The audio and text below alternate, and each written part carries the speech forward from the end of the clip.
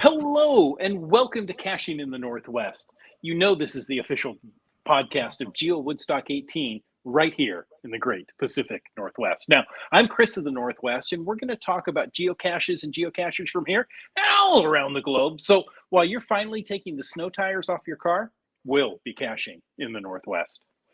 Now, tonight we're going to talk with fan favorite jtcoffee about her top hike picks and trails for the Pacific Northwest. Now, as always, live studio audience, I guess just live audience. I'm not in a studio, it's just different. Live audience, share your thoughts with us. Now, before we can get started, it's time to bring in our marching macaque. Some say he was the first drummer in an obscure band from Liverpool, and others say he will test any ointment you send him. So make sure you send him a lot. All we know is he's called Land Monkey. You know, I love when I get mail, but I'm probably going to do a hard pass on ointments. Hey, would you try this ointment and tell me if it works? Yeah, thanks. Really appreciate that. Hey, no although, speaking of mail, I got some pretty cool mail in the mail the other day, and I featured it on a What's Up Wednesday that hopefully I'll be able to publish next week. But I got my copy of The Greatest Treasure. So very exciting. I did too. Great book. Yes. Well, comic book. Yes. Comic book, yes. It's still a book. It's still a book. Indeed it is. I believe it's a graphic novel. Ah. Yes, it's very graphic. But not graphic in the way you want to think it of. Yes. All right. Anyways, hi, Jesse. Hey, it's so good to see you guys. Good to have you back. We miss you. All right. So you're going to tell us all about your favorite hiking trails. Yes, absolutely. All right. Well, we are talking with fan favorite jtcoffee tonight. But before we get to that, folks, let me tell you, we got a quick little reminder here that we appreciate the support of our patrons who help to keep this podcast coming each and every week. A thanks to Land Sharks, one of our corporate Denali level sponsors. Thank you for the Analog Shark, Chris. And the founder of the Analog Shark is with us tonight. So yes, that's right. The Analog Shark. We want to remind you that our good friends at Land Sharks with the Z.ca, they have a very unique geocoin available right now in the store. So if you go online and check it out, it is a coin celebrating the Queen's 70th anniversary. I think it is. I think we're at 70. I have no idea what the Latin name for that. It's like not cinquecentennial or anything like that. I can't remember. But anyways, Sequa. Septacentennial? No, it wouldn't be centennial. That's 100. She's not 700. It's 100. Sorry. Jubilee. It's the 70th Jubilee. Yeah. Well done. Can you imagine being at the same job for 70 years? No thanks. Wow. I mean, that's some dedication. Yeah. I mean, maybe if you were a lackey, but that I could imagine. Yeah. There you go. All right. Well, check that all at landsharks.ca. And of course, our other corporate Denali level sponsor is Gold Country Geotourism. If you want to experience some of the most amazing vistas in British Columbia, if you want some great hikes, well, head on up to Gold Country. You can find out more at exploregoldcountry.com or check them out on Facebook. Also, Explore Gold Country. And folks, if you want to know more about supporting this show in general, well, why don't you head on over and click that Patreon link on the cachingnw.com, a website. Hey, and we know our live audience loves to participate in the chat. If you want to participate in the chat tonight, use the hashtag coffee, obviously for JT Coffee, right? Or if you just want us to go get you some coffee. It might take a while, so I wouldn't really consider that as a viable option. But use the hashtag coffee in tonight's chat. You can also use the hashtag FATAS if you want to bring anything up in the after show. And of course, use the hashtag podcast baking to tell us what you've got cooking. Indeed. And we've got some news tonight. So we've got some news from the HQ 20th anniversary event. they've posted recently that the merchandise is available once again. So if you wanted your shirt and coin and not sure what else there is, but definitely shirts Everything else. and all the other things. And if you want to book your tour of HQ, that's really, you can't just walk in, folks. You got to book a tour. And that's all available on their event webpage. So check that out. They are looking for volunteers. So make sure if you are willing to and interested in volunteering, even if you signed up before in 2019, go sign up again, because, you know, a lot has changed in 3 years, including the fact that maybe you weren't available, now you are, or maybe you were available and now you're not. So if you could refresh your commitment to volunteer for the HQ 20th event, that would be enormously appreciated by the organizers there. And I see JT nodding her head at my comments, so I know they're right, because I would be getting a little glare otherwise. So Wild waving. No, stop. Excellent. All right. We have some other news. This news is actually well timed for our topic tonight, from the Washington Trails Association. A couple of little things here to let you know about. First of all, they have a hike-a-thon coming up. The hike-a-thon opens July 1st. Well, that's tomorrow. That's the registration for the 19th annual hike-a-thon opens tomorrow. It takes place, I should say, during August, when hundreds of hikers will participate in the hike-a-thon to raise money and awareness for the WTA's mission by hiking throughout the state. So they rely on donations to fund their stewardship and championing of the trails. And the hike-a-thoners are the folks who fundraise and submit their mileage during the month of August.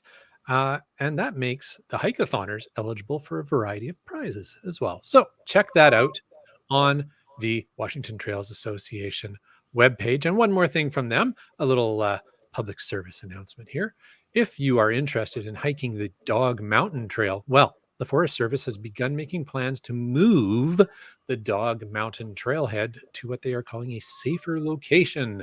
It's going to help with vehicle congestion and other traffic issues at that very popular hike.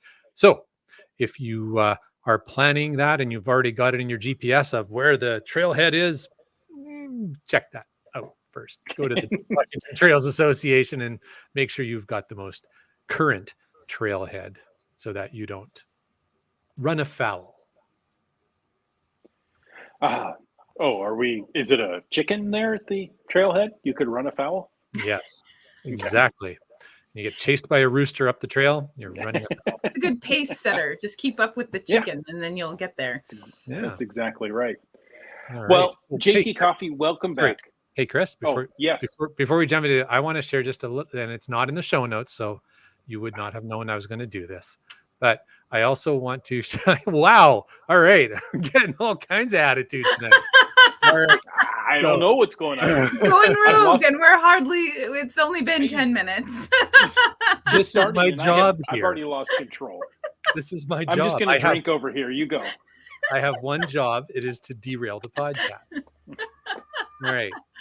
Anyways, you're so good at this. I am. Thank you. I wanted to also share with our listeners that I have a little bit of news for GeoWoodstock.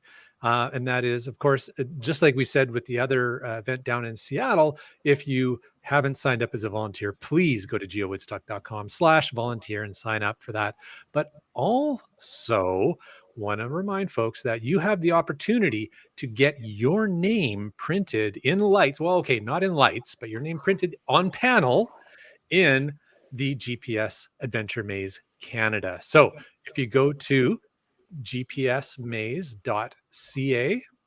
and you will find out how you can become a friend of the maze and get your name printed right up there on the maze. So check that out. We would appreciate any support that we can get for that. And I'm noticing in the show notes that there's been something added that I have done successfully, which is Land Monkey, please derail podcast. So check. Now I feel so much better because we're following the script. Right. Okay. I'm going to try to put the podcast back on the rails. It's tough after, a monkey has thrown a wrench into the works, but nonetheless, JT Coffee, thank you for coming back. You're one of our favorite returning guests, and you might be the most viewed guest here. I don't know. I haven't kept track of how many episodes you've been on. Now It's so that's a many good now. stat. Ooh, we Yeah, should definitely you look should- that up. I don't have There that you in my notebook here or in Oh. any sort of stat. We gotta put that together though. We're gonna That get you. sounds great. We're gonna get you a I special notebook for tracking that. I know. There's an available page. I mean, I could put down all the numbers of episodes I've been on. My gosh, I know I sound like a broken record, but I love joining this podcast. I love chatting with you all, and I love chatting with everyone in the chat. It's so much fun. Awesome. We love having you here, and also I want to point out that not only is Jessie one of our favorite returning guests, of our frequent guests on the podcast, she's one of the nicest ones to me. So we'll just park that And comment. Jesse, that's not a requirement, by the way. Pretty much. You don't have to be nice to the land monkey. No, you do. There's only Avert one my person gaze who when I has it. first see- Oh no. There's only one person who actually has a job of being not nice to the monkey. And he hasn't been on for a little while. Oh, It was so great to see you at the TriCities Mega. yes. It was a lot of fun. I was going to ask for a TriCities update. Unfortunately, I had already planned this vacation before the Tri-City dates came out. And when they did, I was like, oh, bummer. Couldn't make I it. know. So, will you two tell me what happened at the Tri-Cities? Because I'm just dying to find out. Oh yeah. Oh, it was great. It was There's fireworks, and they had a parade. They had a special. Yeah, they had a special announcement for Chris of the Northwest, but you weren't there, so everybody just kind of looked around. It was a little awkward, Chris. Really. Have you met me? I am a little awkward. No, it was a great event. As always, a great opportunity to see a lot of friends who you don't see very often. There you go. 3 Ham says, what happens in Tri-Cities stays in Tri-Cities. Some of it will, but got to see Jessie, which was wonderful. And we got to chat for a little bit. And in one of my soon upcoming episodes, you'll get to see her too. Jessie, what did you enjoy most about Tri-Cities this year? Oh gosh, it was the way they set up the whole event is that they've got some adventures that you find, and there's 4 different adventures that you can play, so you get to really see the whole Tri-Cities area. Then there's traditional caches that you find. The team even had like a help desk sort of set up there, so if you were brand new to geocaching and maybe you had heard about it through the Parks and Rec of any one of those places, you could just show up with no username, no idea. And some people did this and they got all set up. They got completely, shown how to use all the apps and how to flip back and forth between them and how to read the map. And this is what you do. And you put the answer in here. And they had a grand old time. I ran into a few of those folks out on the trail. And when you do all of those, all the adventures and all the regular caches, you get a really awesome coin. It's just out of reach right here from where I'm sitting, but it's a really substantial, good hand coin, which is exciting. This is to their 12th, I believe now. Mm-hmm. Yeah. And each coin seems to want to outdo the last one. I mean, they're just amazing. Yeah. Oh yeah. They've already got next year's all dreamed up. Mm-hmm. And it was great. Fantastic. Nice. Yeah, So there was a combination of virtual and physical, or adventure labs and physical mysteries, whatever cache types. I think they're starting to bring the physicals back into it, which is great because I'm sure they were missed. I get why the adventure labs were the focus for last year, but nice to see the traditionals creeping back in there again. It's the the adventure labs they're all right. They're still taking you to some interesting places, but just something about that tactile feeling of opening an ammo can. Oh yeah, that sound. Nothing like that thunk of an right. ammo can. Yeah, click. Yeah. Yeah, that's a now. lot. Adventure labs are great when you're in a different town and you're looking for a little tour to show you some of the highlights. So we've done a couple of those since we've been down this way, and it was nice. Yeah. Very good. did a new thing too, where there was like a special kids challenge. And there was a tag that looked like the coin that a kid could work through. So if maybe, 32 locations and 8 traditional caches was just too much for the happiness of your vehicle due to the young people inside it, you could just focus on those 8 traditionals, and then the kids would get something special that only kids could get, which was a really cool idea. Oh, that's so cool. I love that. I love that. Thank you for the update. Now I feel like I've been there. I can tell you how much has changed since I lived there, but you guys do. First of all, we don't have time for it, and you probably don't want to hear it. But Jesse, before we jump into tonight's topic about trails and favorite hikes, we've been following some of your social media. Okay, it's a little light internet stalking, nothing major, but we've noticed you've had some amazing travels here in the not so distant past. Where have you been to in the last month or two? Oh my gosh. I was lucky enough to get to go to and attend the Mega Sweden 2022 in Linköping, Sweden, just a little bit southeast of Stockholm. And what a great time that was. What a treat to get to go to a faraway mega and then to meet a bunch of folks out there and get to talk to that geocaching community. I found some people who had been to the Going Ape mega and they were wearing their Going Ape swag, which was so cool. That is really cool. I pounced on them and I had to take pictures with them and I think that came as a bit of a surprise for them, but I was very excited to see them and just go caching around there and talk to some of the volunteers over there. That was just fantastic.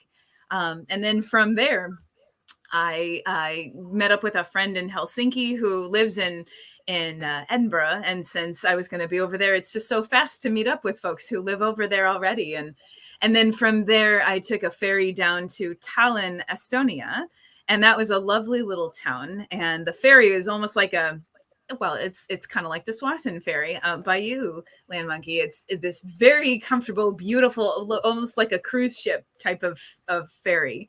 And then technically my flight home was Tallinn to Seattle, but it had a 15-hour layover in Riga, Latvia.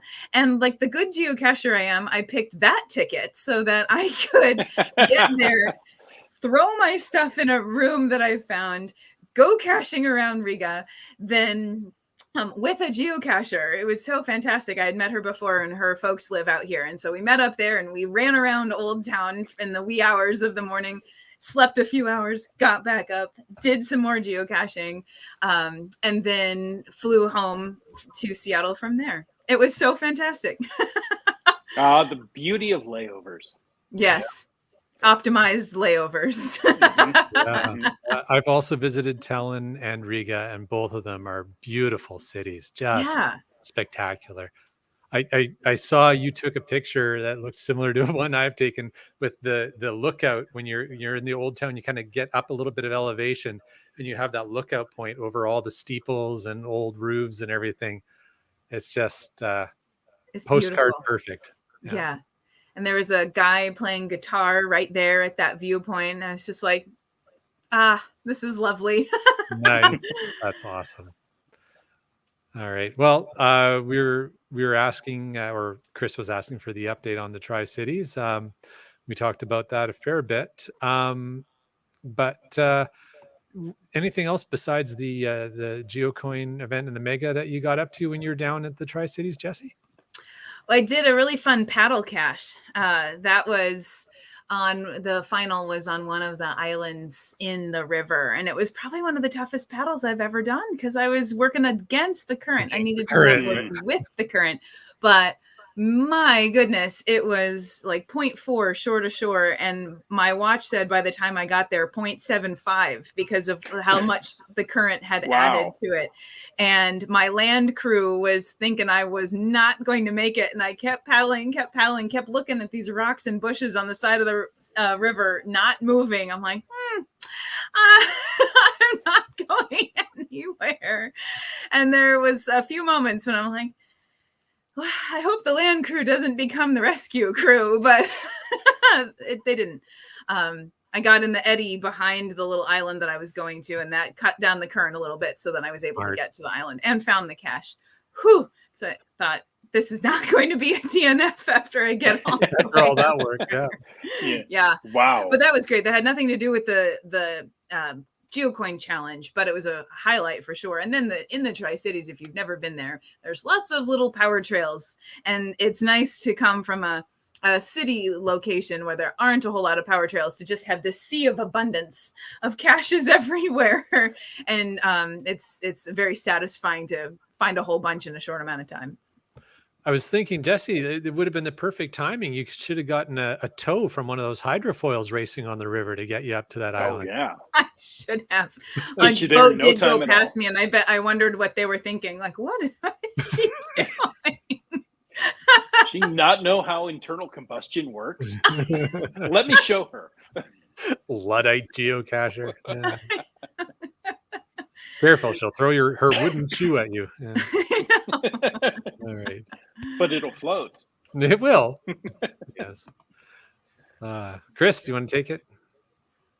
So let's talk about some of the hikes that you love, you personally enjoy here in the Pacific Northwest. Yeah. Before we do that, how do you find trails to hike? What do you find interesting? Where do you go to look for new trails? Yeah, that's lots of different places is the short answer. Geocaches, of course. You find something that you want to go find and you look like, oh, that looks like it's a pretty serious hike. Or you start to look at some of the more difficult terrain ratings, and then you start to see, oh, that looks like the trailhead is awfully far away from where that little pin is. And then you realize, oh, that's going to be on a pretty cool hike. So I'm inspired often by those caches that are either along the way or at the end that I want to find. And then I just think about, what do I want out of my day? Do I just need some time on the trails? Do I want a beautiful view? Do I want like a good leg burner? I want miles and miles and miles. I want to be exhausted at the end of this. Am I bringing someone along with me who doesn't like hiking? Am I bringing along someone who loves hiking? Am I, how early do I want to get up? These are all the filters that you kind of apply to your day. And then you can find a hike that kind of fits along those so that you can have a good time. Nice.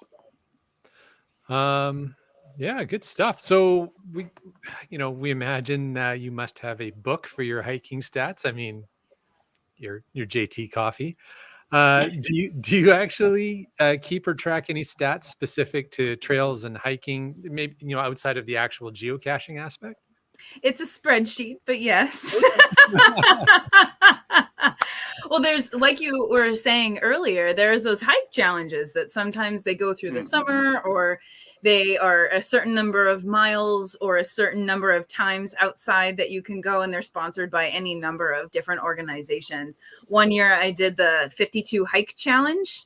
If you can see that, and I got a cool little patch to go on my backpack, and it was just that you do 52 hikes throughout the year, and then you as the person gets to choose, or as the hiker gets to choose, like, what is a hike? Is it at least 2 miles? Is it at least 500 feet gain? Whatever is a hike to you, you get to deem a hike. And then you join the community of people who are doing this challenge as well. And you follow the hashtag, and you can see all these great places that people go. You get lots of great recommendations, and it's a nice achievement at the end of the year. And you're like, that's right, I did 52 hikes all year long, and I went out in the rain, and I went out and I did some long ones, and I saw some new beautiful things. So those are really fun. Very cool. Excellent. So what criteria do you Is that can you hear my cat? Aside from cats, what? Yeah, that's Satchmo. He's named that way because he sounds like a muted trumpet, like Louis Armstrong. That was his nickname, his Satchmo. And his meow sounds like that, which sounds like he's playing trumpet. If you've ever seen my pixel icon or my lackey tag, he's on there with me. So now you've gotten him. He's introduced himself personally. It's Satchmo who's paddleboarding with you on your lackey tag. All right. Yeah. Oh my goodness. It's all good. It's all good. Now Satchmo's derailing the podcast. I love it. All right. So yeah, meow, as Carlos says. So maybe you talked about some of your filters. So are there criteria that make a hike a must do or a top trail? Because we're going to get to your list of top recommendations. But if it is a trail that you're going to recommend to others, is it like the view? Is it that like the quality of the trail, the geocaches one might find? What are the criteria that you use? Yeah, I get that question a lot. Like, what should I do? What hike should I go on? And so I start asking all of those questions. Something like, because I want to find out what they want out of the hike to match their expectations with the experience that they're going to have. Because we've all had a recommendation where we get there, we take it, we're like, oh yeah, Chris has like the best idea. I totally trust Chris. He's gonna, this restaurant that he recommended, that's gonna be great. And then you get there and you're like, what on earth was he thinking? Oh, just because you had a different expectation or something. Like not necessarily that the recommendation was bad, but it was a mismatch of your expectations. Right. So I started to ask things like, do you want to do a loop or do you want to do an out and back? Because some people hate those things, or it's a very polarizing experience to do either a loop or an out and back. How many miles do you want to go? How far do you want to drive? I ask myself these questions when I'm trying to pick a hike, and I ask when someone's asking me for recommendations, I ask those things too. Do you want a close by hike? Or do you want to see something totally different? Or like, how early are you willing to get up in the morning to get going? If you aren't willing to get up early, I'm not going to recommend something that's really far away. And you're not going to pick them up either. That's right. We could have been back by now. What do you want to see? Do you want to see the water? Do you want to see something at the top? There's some really close by hikes to me, like at Cougar Mountain, where you're not going to have that beautiful vista at the top, but you're going to be surrounded by trees and it's a really nice trail. And maybe you don't want that big, like, ta-da at the top. That's fine. And steepness, how steep is too steep? And because it's difficult to articulate someone to say like, well, how much gain do you want? And I'm like, I don't know. So like, describe to me what steep is like. And then that helps me understand, like, if they want a nice straight up experience or kind of an ambly experience, or how crowded is too crowded. That's critical, I find, over time for me, that if it feels like hiking at the mall, then it doesn't feel like hiking to me. Which is not a value judgment. I love that people are outside enjoying nature and experiencing the beautiful places that the Pacific Northwest has and getting outside. That's really important. But for me, I really like those times when I hardly see anybody else out there. And so I like to get that, feedback from people, and then that's often how I pick something. Is like, oh, how remote is that, and does that look like a very popular hike? Because if so, I might choose something else. And I know you got a couple more comments you're going to make here, but before you move on off of this topic about the busyness of the trail, in my experience, I think one of the things I found interesting is that there's a lot of trails where there's like a first viewpoint, and the trail will be very dense, densely packed up to that point. And then all of a sudden it thins out, because now all of a sudden you're doing ravines, or there's a big inclination to get further on. And so people are like, yeah, no, I got the viewpoint, I'm good. So right. I got that Instagram shot. Now I can go home. Right. You didn't get the Instagram shot. That's right. Right. Yeah. Yeah. So for my list of recommendations today, I wanted to come up with a list of really diverse hikes that I love. So that was a criteria number one. I have to have done it and I have to have loved it.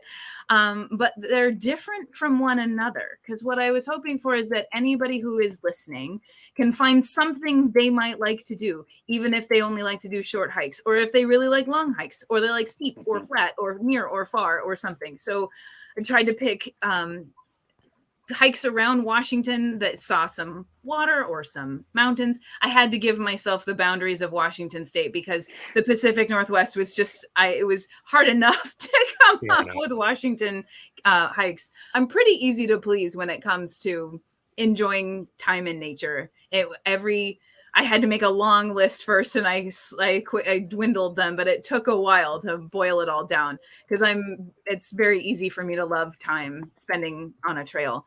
We really gave you your homework tonight. I also wanted to make sure that none of these that I picked were on those like top 10 hikes of Washington, because you can Google those and that's perfectly fine. Those hikes are great, but I wanted to try to give you all who are listening some unique places, or places that might not be as easy to find, that I think are really fun to explore and unique and check all those other boxes. Yeah. Very cool. So shall I just start marching through them? I don't think we can stop you now. Yes, let's go through them. I do get really excited about these kinds of things. So let's go through some of your I'll top just keep trails. talking. So throw in those questions. Anybody can chat, ask questions, stop me, wave your hands wildly if I get going on some sort of tangent. Because I want to answer the questions that you have about these amazing places. And I'm very excited to tell you about them. So I'll try not to just explode. And they're not in a countdown, so I'm not going to start at the 5th and go to 1 or 1 to 5 or anything like that. They're just 5 really great hikes in Washington State. And for the show notes, another logistical note, I'll put the link from the Washington Trails Association for some of the information, because what I love about that site is that there's trip reports, so you can tell if it's snowy or buggy or whatever. And then it gives you just the stats. How far is it? How steep is it? What region of Washington is it in? What pass? What do I need to put in my car in order to leave it at the trailhead?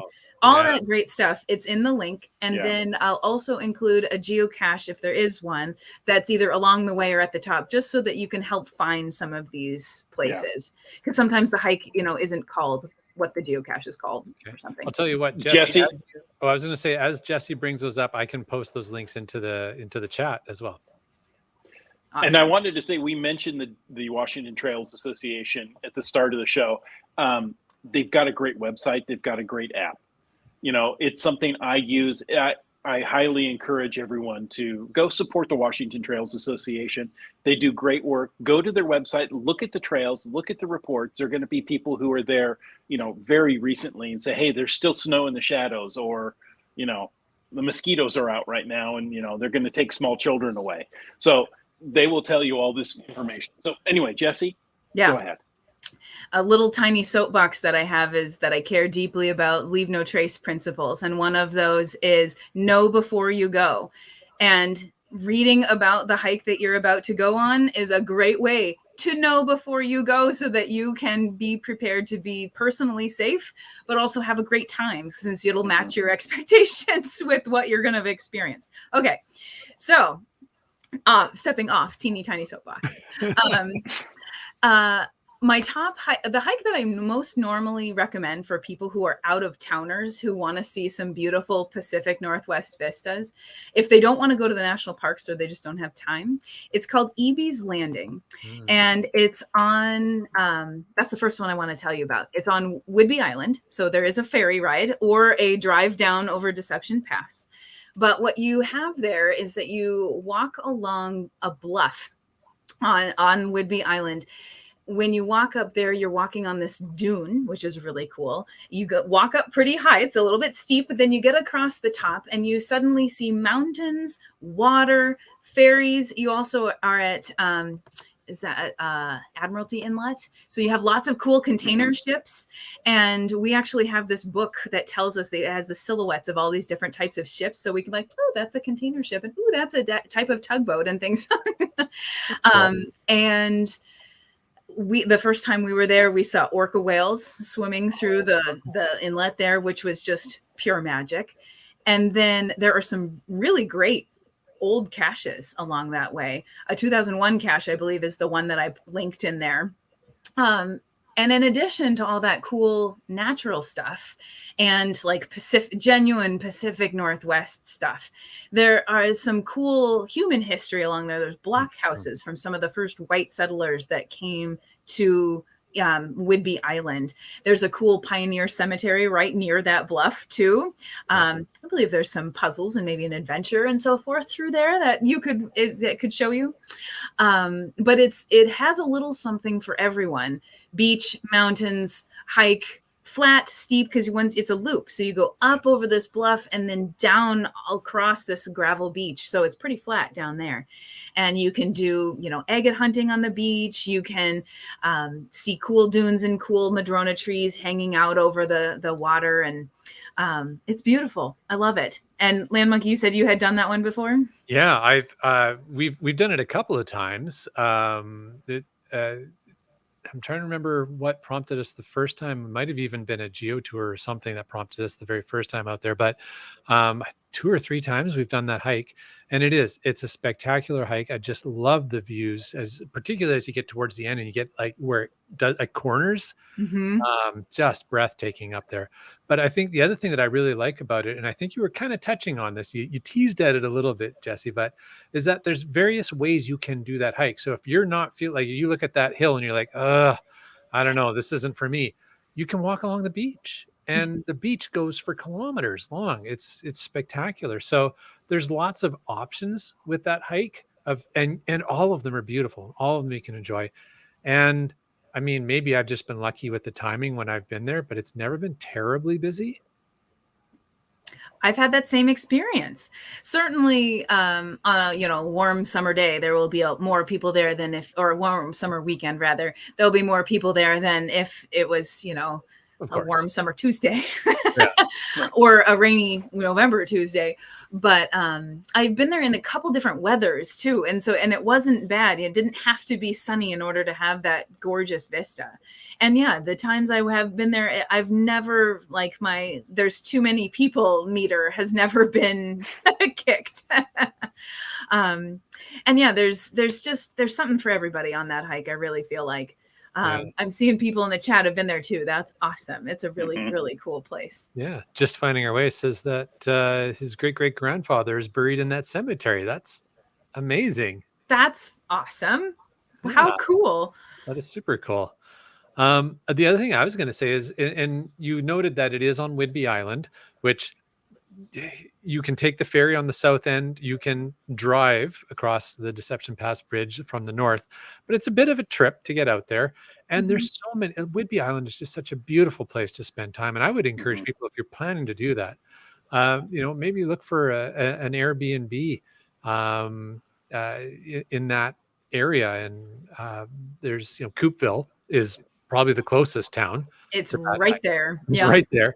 And, just beautiful little towns. The whole island is spectacular. So yeah, definitely a place to spend time, but good first pick. Yeah, it's a great one. And yeah, it is. It's filled with adorable coffee shops, and Penn Cove mussels are from there because Penn Cove is there.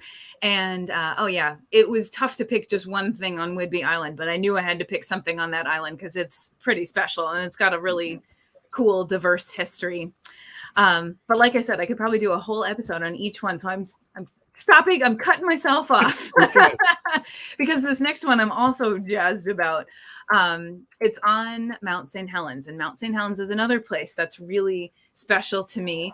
Fun fact, I used to be a forest ranger and I spent a summer rangering out on Mount St. Helens. And so you really can't go wrong with any hike on Mount St. Helens. There's so many amazing things. The Hummocks Trail, the Summit Trail, Plains of Abraham, Windy Ridge, all of those things tell an amazing story of Mount St. Helens over time.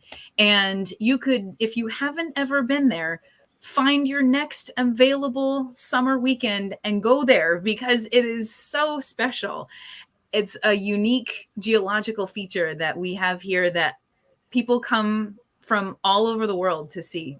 And so the hike I picked was Ape Cave. And I picked that because Mount St. Helens has, it's now a composite volcano. It erupts with heat and pressure. And when pressure builds, it has a more explosive type of eruption. in Hawaii, you may have seen pictures or seen them in person. They're shield volcanoes. There's less pressure. They kind of blub. And Mountain Hellens used to be that type of volcano. And it used to look a lot like the Hawaiian landscape there. And in that Ape Cave is technically a lava tube, and it can't build those types of tubes anymore because it's a different type of volcano now. So, and that's already cool that this volcano can change types.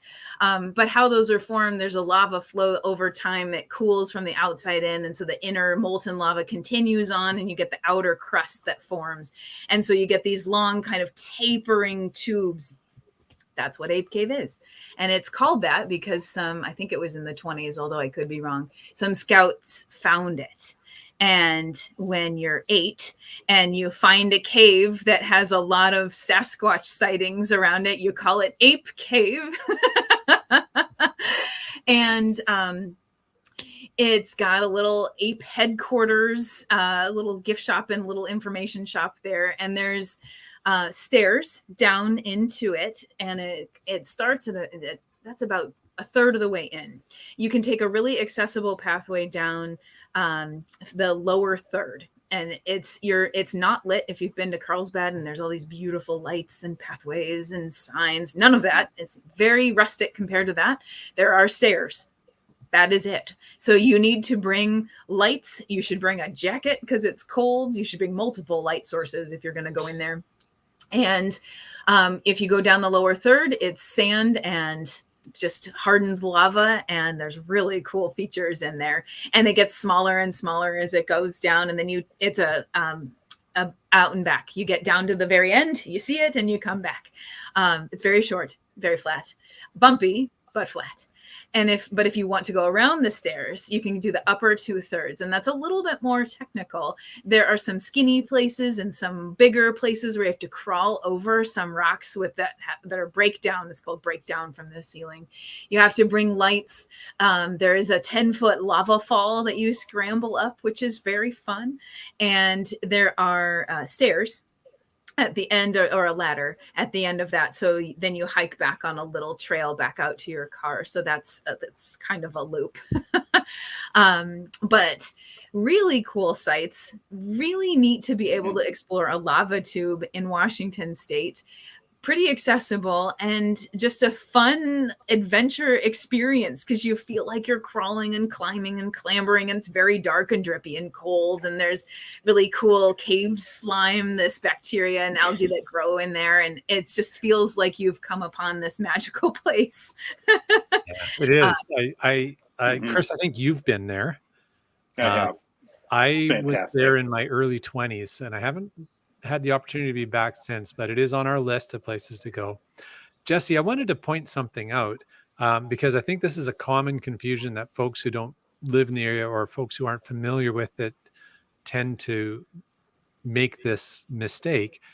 The Ape Cave is not the same as the Tunnel of Light where the Ape Cache is. Those are two very different places. Is that correct, right?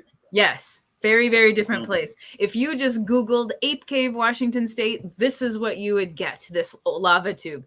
If you typed in Ape Cave geocache, you might not get the ape cache that you're looking for.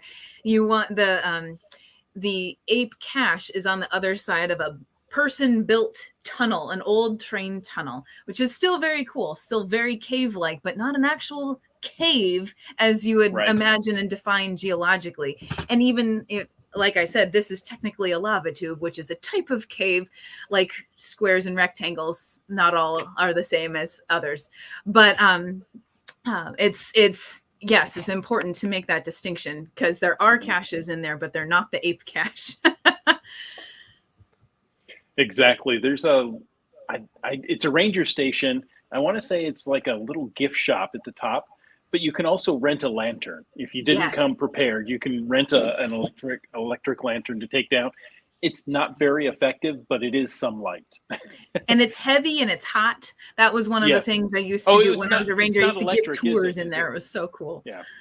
It's not electric. Is it gas? Yeah. They're the Coleman lanterns. You spin the gas on, you turn them on, and then we would hand them over to folks, and off you go. Wow. Good luck. Yeah. So bring a And flashlight and a headlamp. oh yeah, and Yes. but it's great. You definitely need light to go in there, but it is such an adventure to go through it. Mhm. Very cool. All right. What else have you got for us, Jesse? All right, next one is a short one. It's a short little hike. It's very, very steep. And some people don't even consider it a hike because it's so short. I consider it a hike, though, because it's certainly not flat and you almost need to do hands and feet to get to it. But it's another special spot in Washington State. If you search for it on the Washington Trails Association site, it's called the Wild Horses Monument. And if you're looking on the geocaching map, there's a virtual and a traditional up there. And the virtual is called Grandfather Cuts Loose the Wild Ponies, because that is the art that is at the top of this hill in Vantage, Washington. And if you are crossing the bridge in Vantage or going to a concert at the Gorge Amphitheater, sometimes you can see them when you're traveling on I-90. And some people don't know that you can just stop at a little parking lot. It's not really a rest stop. There are no restrooms or anything. It's just a parking lot. And I think it might be officially a viewpoint. And you clamber up the hill. There's multiple trails. It's very crumbly. It's very, very steep. It's very unsteady footing. It might even take you a while to get up there. But it also feels like an adventure because when you get up to the top, you suddenly see these cool metal horses that are all doing something different. And then you have this vista of the river and the gorge and the bridge and these horses just running across it. And it feels like such a unique place that you can only find right there. And it's neat to spend some time up there and just sit and enjoy those horses. Yeah, that's a Now, great destination. I don't think I did the virtual. Is that a new virtual? Yes. I don't know which if it was a round 2 virtual or a round 1 virtual, but it's definitely not. I know original I have the physical cache up there. Mm-hmm. So now I have to go back there. I that's one of my favorite spots in Washington State. You come across the Vantage Bridge and it's just right there. It's out in front of you. Yeah, it's fantastic. I remember the first time that someone told me, there's horses up there. And I was like, what? How do you know? And then I didn't realize they weren't talking about like actual living, breathing horses. And then when I went by and I'm like, there is a sculpture up there. And if you look at you research the sculpture, apparently the sculpture was supposed to be different. It was supposed to be like a basket with the horses running out of it. And they only did part of it because they're like, well, we'll do the rest. But then they were like, I kind of like how this looks. So we're just going to do that and leave them just like that. And I think there's no plans to actually officially finish what the original iteration was going to be. It's just going to be these ponies. That's cool. Ari shares in the chat, it's best to stop when you're traveling eastbound. If you're heading west, you have to double back to get to that parking area. That is very good advice. We visited then. And both Annette and Brian share that it was a V1 virtual award. So 2017 is when it was published. Yeah, we've got some folks sharing that. Yeah. And Stephen's watching the show tonight, Stephen Hoy, and he shares that he needs another month in summer so he can do all these Washington hikes. Yeah. Future book. We'll need some time. All right, the next one. Before you go on to the next one, there's something else I wanted to mention about that area. Now, not immediately by where the horses are, but in Vantage itself, there's an amazing petrified forest display that has an earth cache, of course, but really interesting to check that out. And that's on the other side of the river from horses in Vantage. And then just there you go, trees of stone earth cache. Thank you, Brian. And then I think if you keep going up I-90, so continuing northeast from the horses, that's I think how you get to the amphitheater that you were talking about. And not gorge. The gorge, thank you. And not far from there, there is a spectacular display of columnar basalt.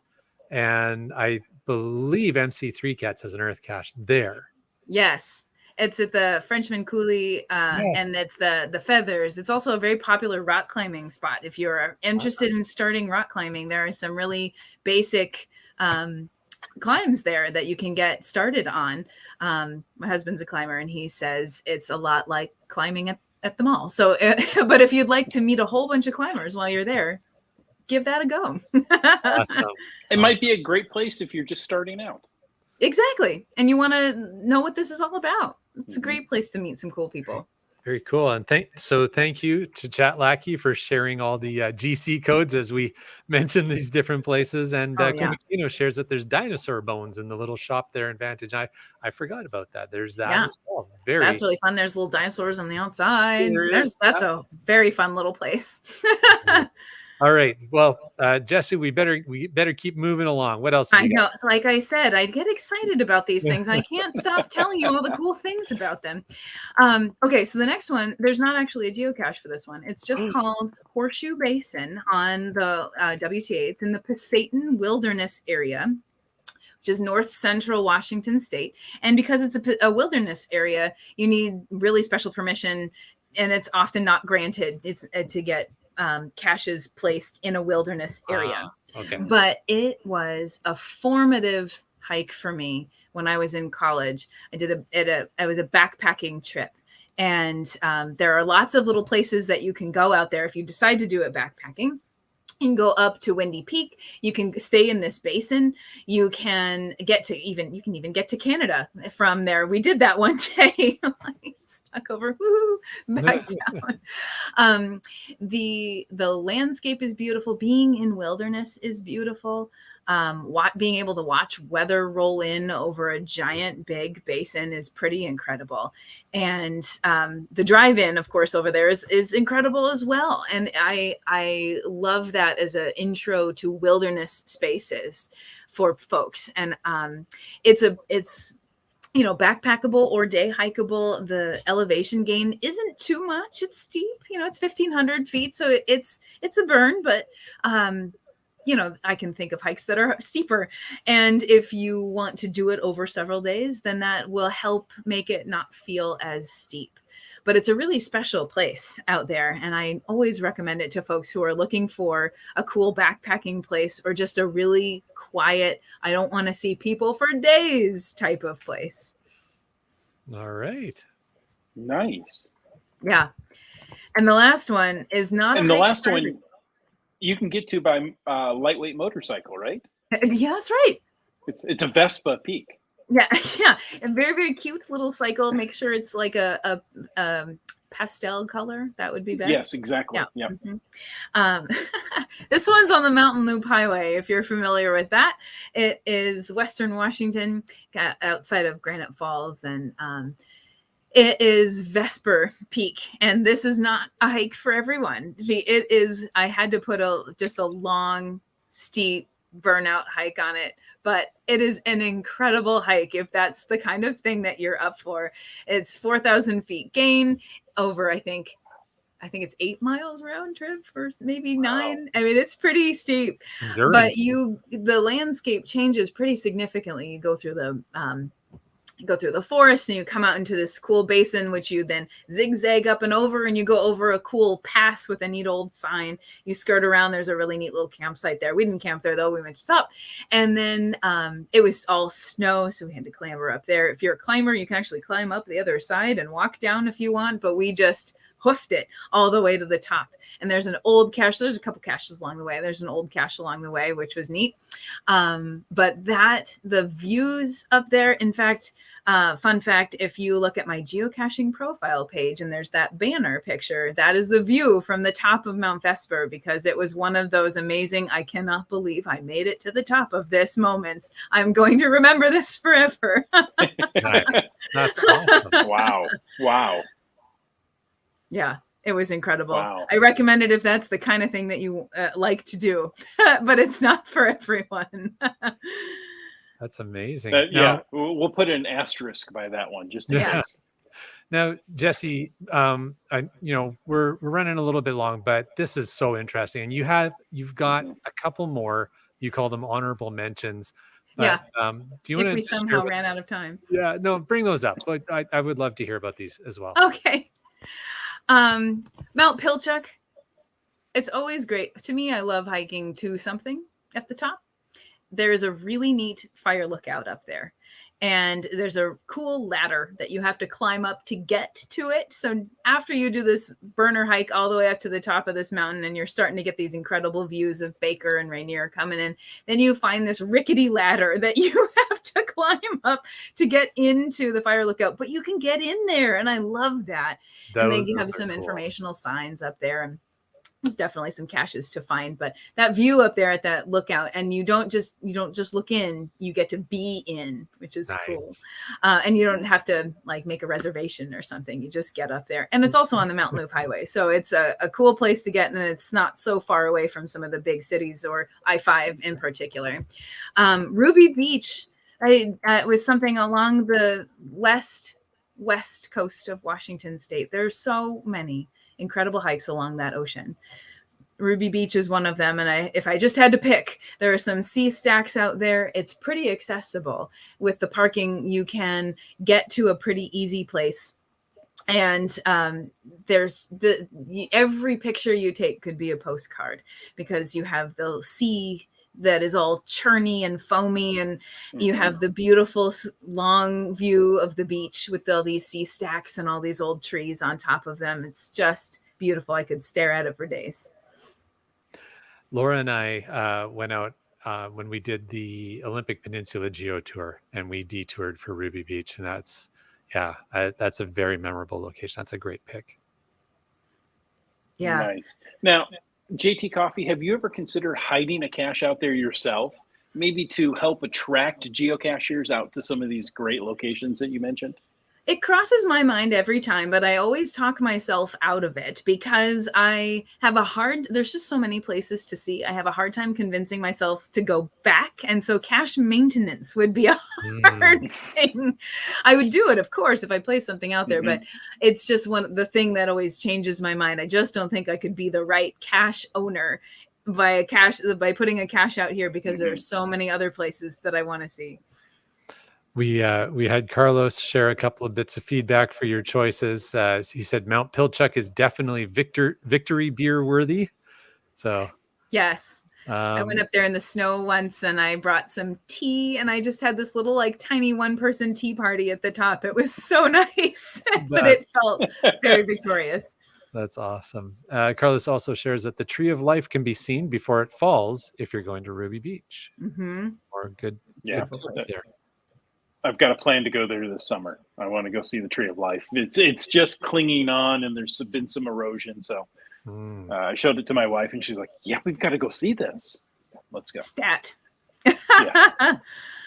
Exactly. All right. So Jesse won't be putting any extra caches out at these ones anytime soon, but most of them already have caches, so that's good stuff. Sometimes it's better to be a finder than a placer when you have a long hike ahead of you. Yes. Speaking of long hikes and places to get to, Jesse, do you have any bucket list hikes north of the border that you are interested in tackling? Yes. Yes, so many hikes and so little time. In fact, I did one on Vancouver Island not too long ago that was so cool. It took you through this forest and then down on the beach and into this cool oyster bed area and then up near some scrambly rocks. It was so interesting, and I don't think I've ever hiked down to an oyster bed before. It was really cool. I somehow have never made it to Squamish. I need to make it up there. I've talked about doing the Wanda Fuca Trail, which is a long like backpacking route. And if I ever am looking at certain DT combinations, I see lots of them along these on my map of these geocache hikes way up into up through and up to BC and even north. There's and even the challenge art, the bear and the person running. I got to do all of those too. Challenge bear out in Kelowna there. Yeah. So consider me a tag along if there's a group going and I'm available. Awesome. All right. We'll keep that in mind for sure. Nice. Now, Go ahead, Chris. Oh, I was going to say, we mentioned the Washington Trails Association earlier on. It's great. Go support them. Are there any other resources that you would recommend for listeners to find great trails to hike on? Sometimes just a blog, sometimes hearing somebody's authentic experience of how they felt when they were up there and what they saw is great. Or just geocache logs sometimes, depending if someone really put a good trip report in there.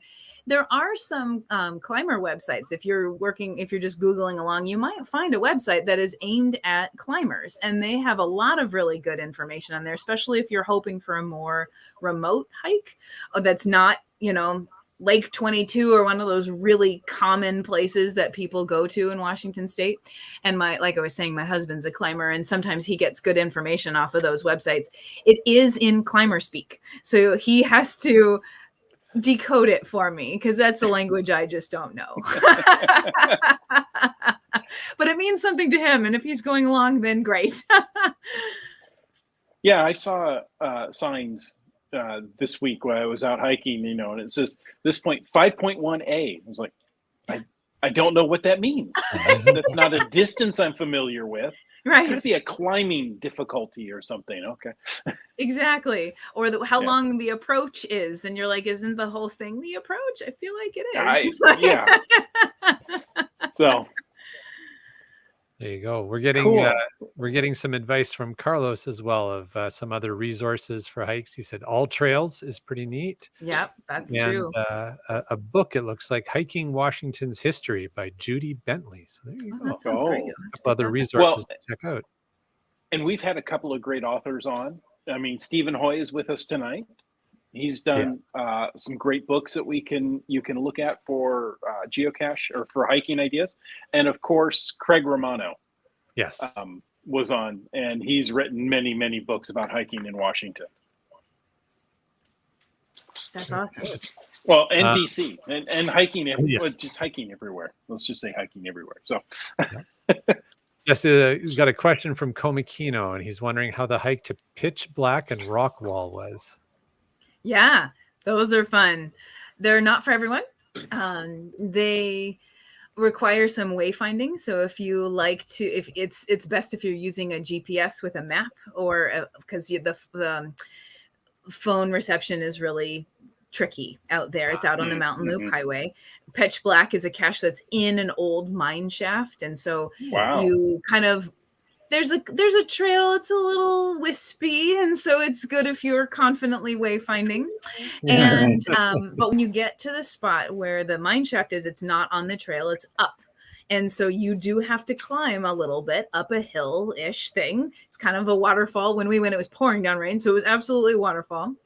And there are some ropes that are hanging there, but always when you are in a natural place, you are trusting someone else to tie that rope. If you find a rope up there, and you're putting your life essentially in the hands of the person that tied that rope. So sometimes people bring their own if they go up there, and sometimes people don't use it at all. They just kind of clamber up there. There's lots of things to hold on to, but it's also very crumbly when you're getting up there, and so especially in the wet. So be really, really careful. And wear stuff that is good to get wet, because inside the mine shaft is, at least when we did it, was up to our shins in water at the bottom. Ooh. And there are some logs that you can hippity hop through, but make sure that you're feeling good about hippity hopping through some floating logs and rocks that are in the water, or just wear boots and be okay with schlepping yourself through. You're describing the game Frogger. What was that? You're describing the game Frogger. Oh, yeah. There was a frog in there, in fact, when we were there. That was pretty cool.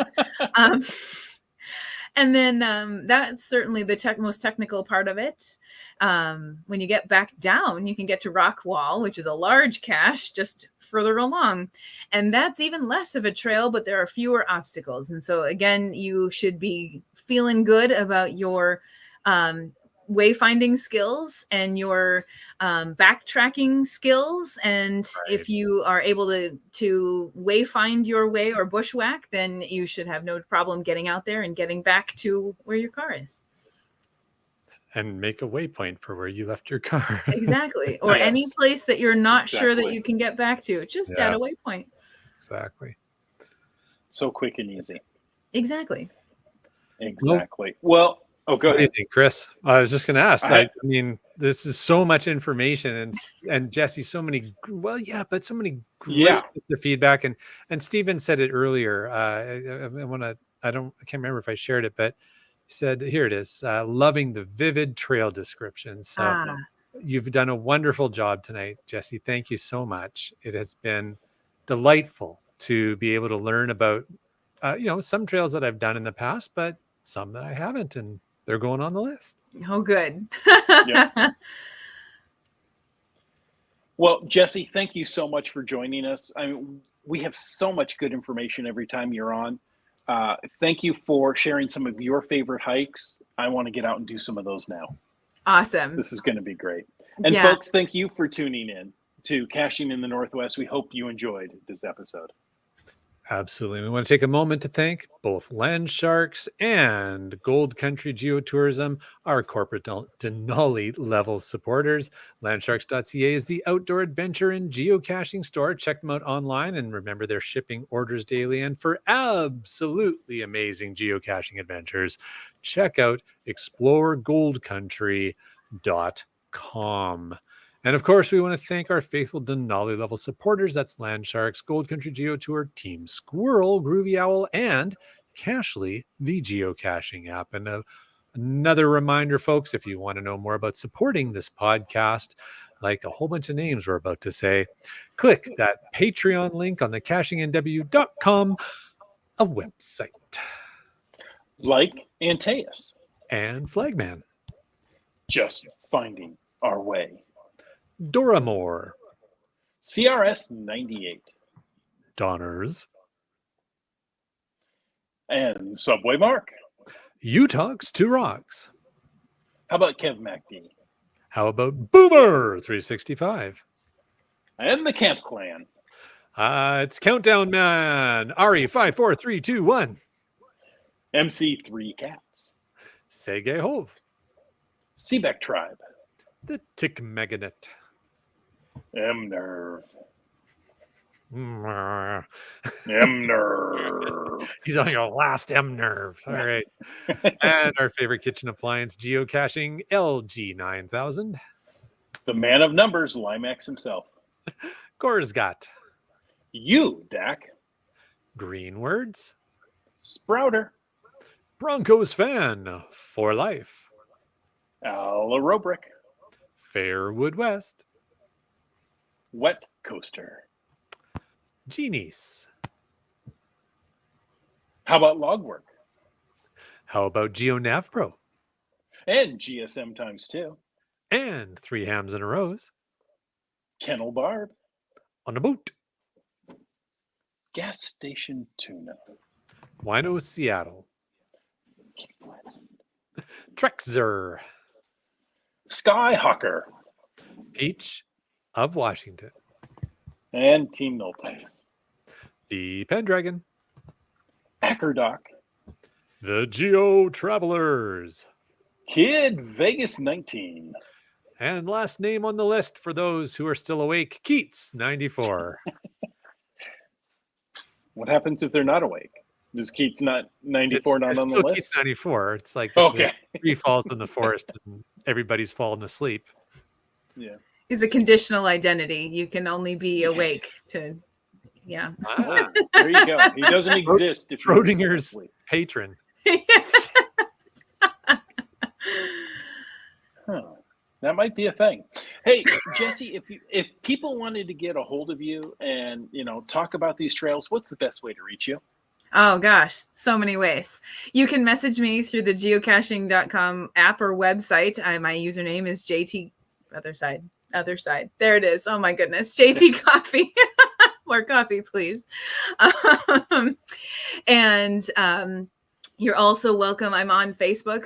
And you can find me through there or on Instagram. But my handle on Instagram is Jessie, but spelled JESS_SEA. I love that. That's Nice. so clever. Nice. Well, thank you so much again for being on. And folks, thanks for taking the time to listen to this episode of Caching in the Northwest. Your support helps keep the quality shows coming. If you like the show, please click on the Patreon link on the cachingnw.com website. If you didn't like the show, let us know what you want us to talk about, because I don't think it gets any more interesting than this personally. In either case, please subscribe on Apple Podcasts, Google Podcasts, Stitcher, iHeartRadio, Spotify, and so many more. Subscribe and give us a review, please. You can always call into 253-693-TFTC and leave us a comment, ask us a question, or help us up some of these steep trails any time of the day or night. And of course, you can always email us at feedback@cashingnw.com. You can join us live every Thursday night, just like tonight at 9 p.m. Pacific for a live show. And as we find out, always a livelier chat.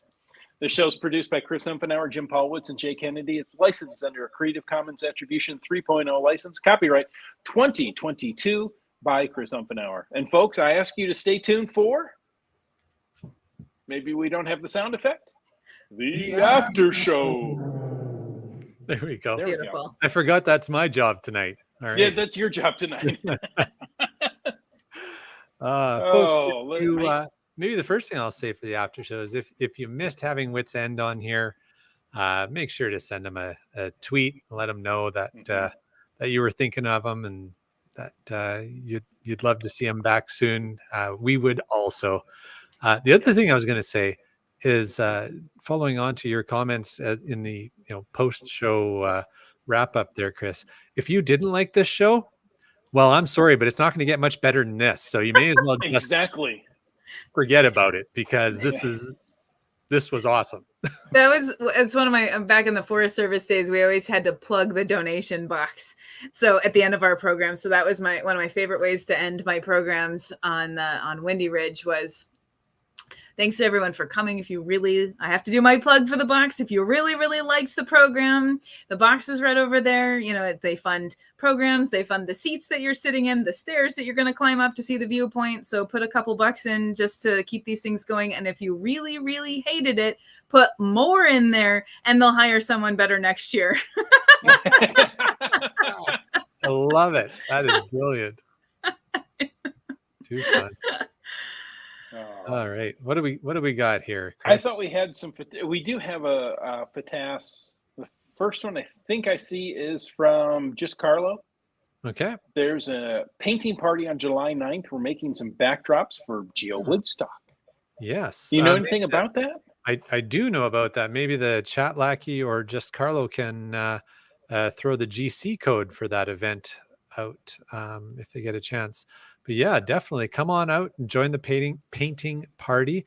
The backdrops are for the Instagram playground that we're going to have. So it's going to be an area where you can one of the tents or a couple of the tents where you'll have some props and be able to take pictures of yourself with the backdrop and do that. Here I am at GeoWoodstock 18. So definitely come on out July 9th and help Carlo and the team get these things painted up. There you go. Sounds like so much fun. What a cool idea. It sounds like there's an event. Nice. Yeah. GC9W14K. Thank you very much, Chat Lackey. What's up, Jesse? Sorry, you wanted to say something. Oh, I just said that's such a cool idea. That sounds like so much fun. Absolutely. Whoa. I was going to agree with IHAM. He says, if you didn't like the show, what's wrong with you? But with the hashtag podcast baking, IHAM got a smoke infuser for Father's Day, and he's making some cheese. He's smoking some cheese right now. Ooh. Good choice of thing to smoke. That sounds incredible.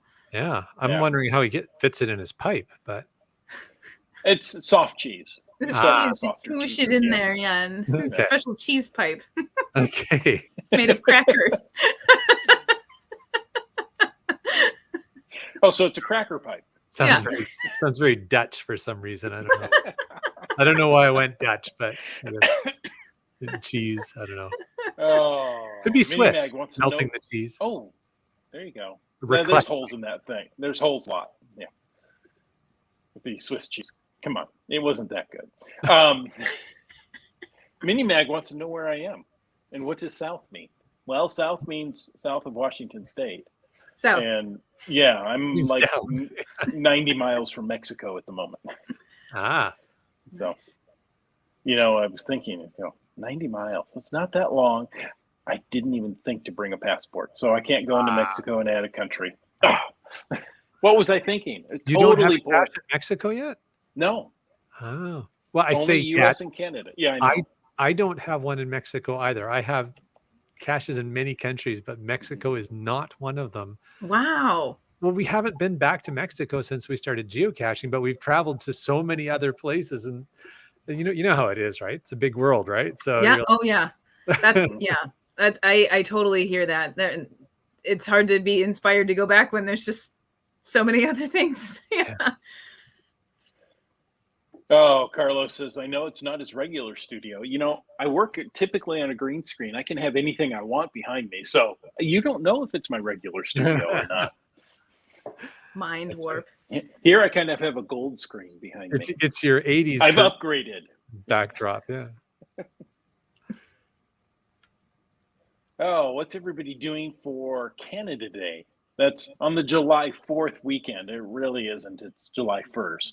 But for Canada Ari Day, wants it's to July know. 1st. But yeah, well, Ari, I think Ari's saying like either are. Oh, so I think got he's it. trying to appeal to both audiences. It's all Oh, wrapped into the right. same Week. Friday through Monday experience. Yeah. There you go. So yeah. Yeah. That's what I was saying. Like, yeah, I mean, well, I'll tell you what I'm gonna be doing is working on GeoWoodstock. So really, huh? Yeah. Shocking information. Yeah, I know, right? Surprise. All Nice. right. It's going through. I think we've got. I think we need to go to Yuma next year. Yeah, that seems like a pretty specific invitation. Mm-hmm. Yeah, exactly. I know GSM Times 2 invites us every year. He comes over from Southern California. He's like, come on, let's do it. Yeah, one of these years I need to. I hear so many good things about the Yuma Mega. I have heard many good things. I know a few people who've been there as well. And yeah, that's definitely would love to be able to time that for one of these years. I think it's just every year. And it's because it happens, in February? It happens pretty early in the year. Right. I think every time it happens, I have something else already booked and I can't squeeze it in. So much fun to have. So few weekends. I do have to geek out on stats with Wet Coaster there. I saw that comment. Did I do a longest distance between two finds on that end of my trip? Sure did. Yeah. Did I think about that ahead of time to make sure? Oh, yes. And so I got up really early and made sure I could find a very far east cache in Riga just to squeak it out. And then as I drove home from the airport in Seattle, I was like, must find one cache. So turn this car around. We're going to the Olympic Peninsula. I thought about that. I'm like, oh man, if I could just what if just get something, because anything would count as the furthest. Because I did my furthest in March this year, and then I thought, well, this is even further. I got to do it again, so, of course. So yeah, totally did the longest distance that day. It was great. All right. Wet Coaster got to find in Helsinki, then one in Toronto. Nice. Wow, that's a good stretch. Yeah. Very yes, nice. Well done. Helsinki's far away. Yeah. As far as I know, it is, unless there happens to be a Helsinki in Canada that I'm missing. Yes. Helsinki, British Columbia. I was going to say Exactly. there's probably Helsinki, Michigan. That's probably more likely, but yeah. All right. Udak wants to know, she's asking if you cut your hair. She thinks you're... No, it's just because I'm facing downward. I haven't cut my hair since November. Fun fact. Fatas last haircut date. It's been a while. It's the beauty of having long hair. No one notices when I don't cut it really, and then no one notices when I do, because it's the same. Too funny. All right. Well, time to wrap her up. I think so. Hey, folks, thanks for joining us. And until next week, get out and hike some trails while you're caching in the Northwest.